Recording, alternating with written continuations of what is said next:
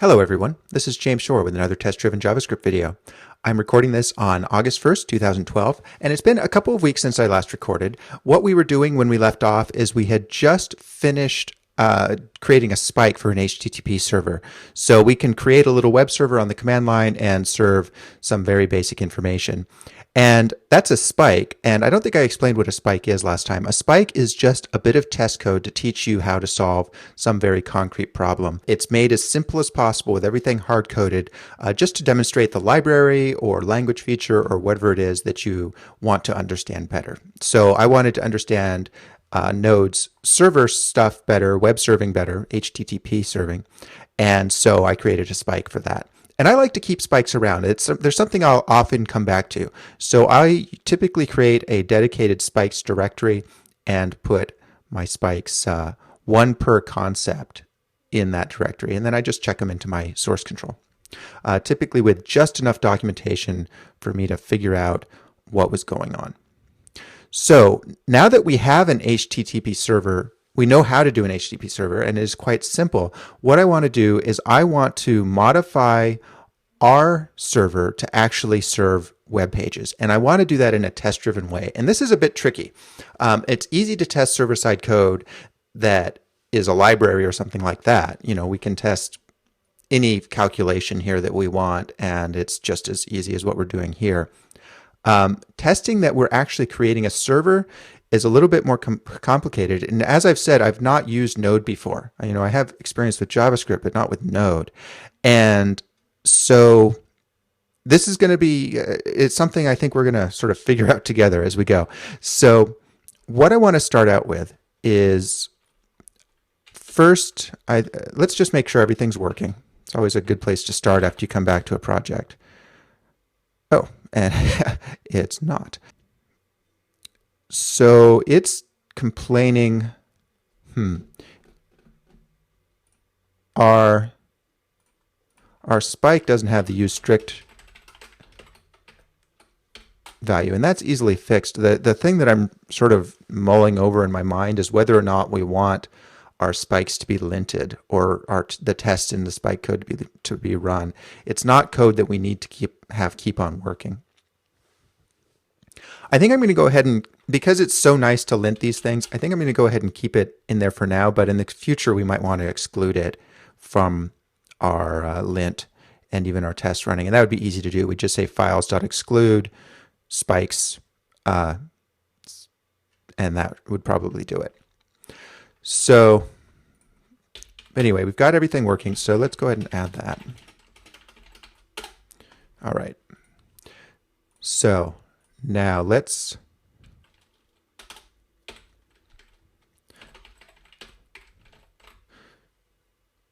So what we want to do is we want to test that we have a really basic server. I'm going to start out by calling this test HTTP server. That's not a great test name, but it's a reasonable starting point. And I'm going to take this test out.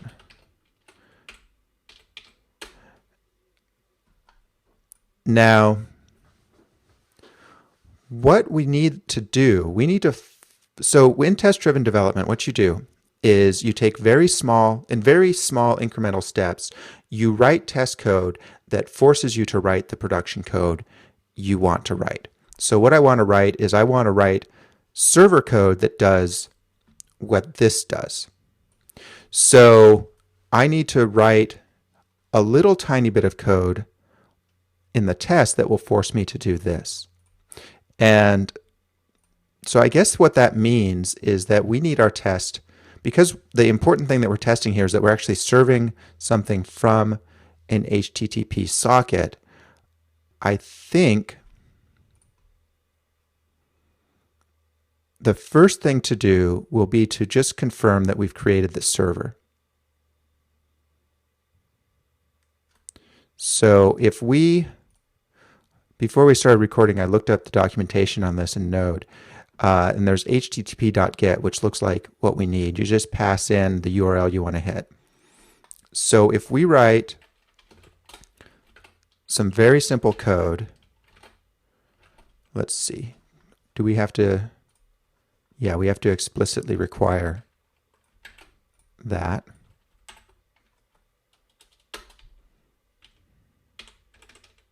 So if we call http.get, and then we'll define what the URL is right now. I think we can just do localhost 8080,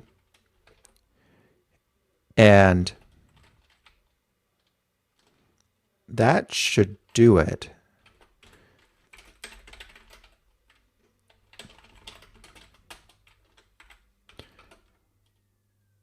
And then we need a response. Let's see what happens if we run that.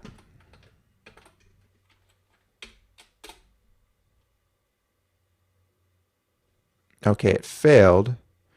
Address not available. I presume that means that we haven't created the server. So that's good. I think that's what we want. So now that's going to force us to write the bit of just enough code in our server to make that work.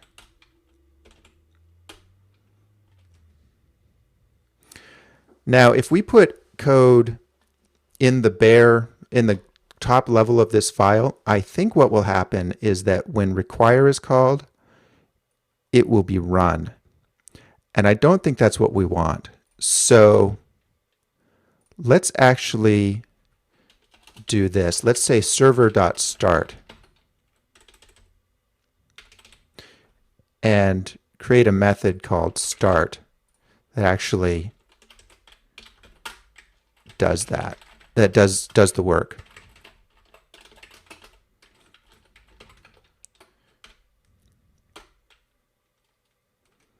Okay, our test failed. Oh, too many languages. Yeah, so there's our started, and then our test failed because, again, we're not actually serving anything. And then if we comment that out, yeah, that's good. All right, so now I think what we can do is just say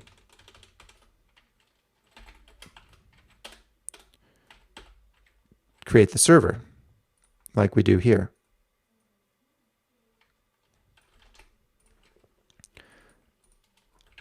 So we're creating the server, and that's not going to be enough because we're not listening yet. And so we'll tell it to listen on port 8080. So obviously we've got an issue here where we've got a duplication of the port number.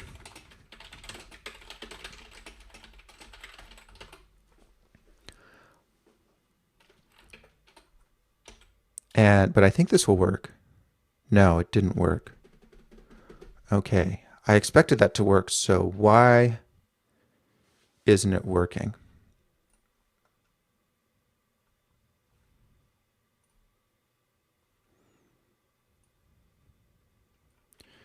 If we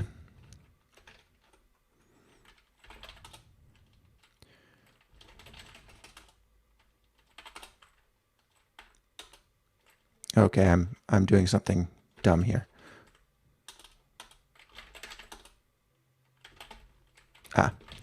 Server. So Node has something called a REPL, a read, evaluate, print loop. And I hope I'm using it correctly, where you can just run Node from the command line and then manually run commands. That's what I'm doing here to try to figure out why. There we go.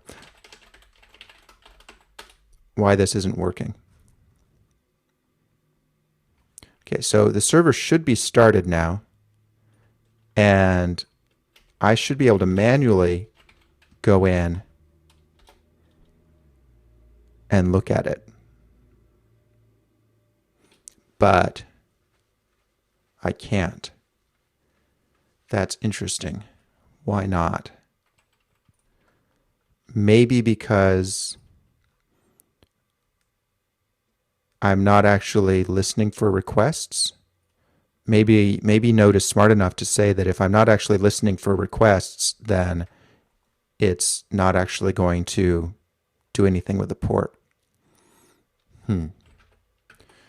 let's go ahead and kill this. And go ahead and bring in this code.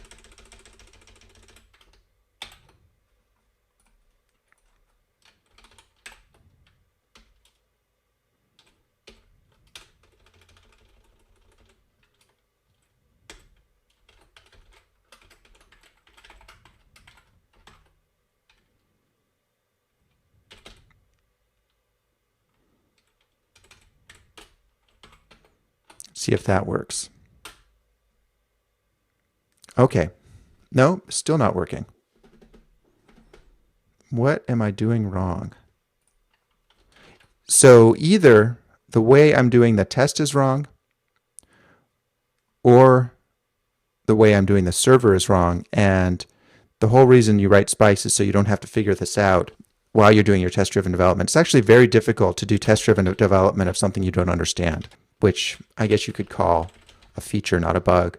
So what I'm going to do is I'm actually going to just bring in the Spike code, which I know works perfectly, and see what happens when we run that. Okay, it's still not working. So let's go ahead and go into our REPL again. And now try starting it again. And what happens when we, oh, well that's,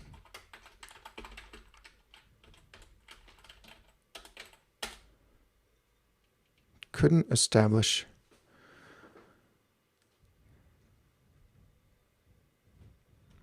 All right. So something very basic is not working here.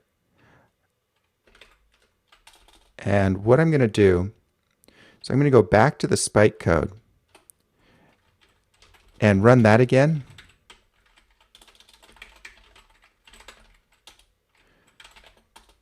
And see if that works. Yeah, that works. So we're doing things almost identically to the Spike code, and yet it's not running.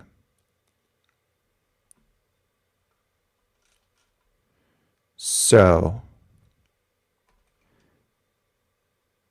the only thing I can think of is that there's something about the way I'm doing this export that's not right.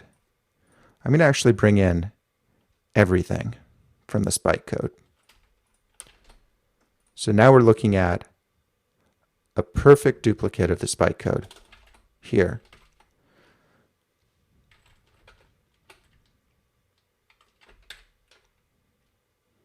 The only difference is that, well, yeah, I mean, I can actually go into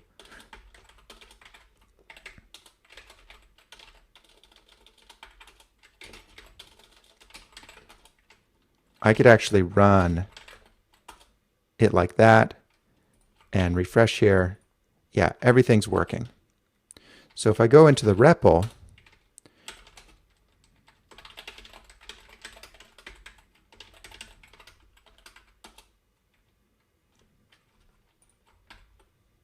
everything works. Okay, that's good. And now if I take all of this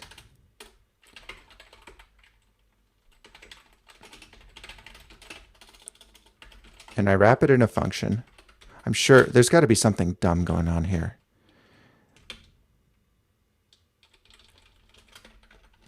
That should also work.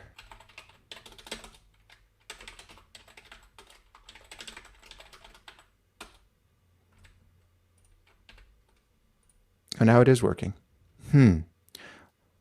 I wonder what I did wrong before. I don't know, but that's all the time we have for this episode. So next time we're going to pick up with figuring this out and continuing test driving this server. So thanks for watching, everybody. I will catch you next time.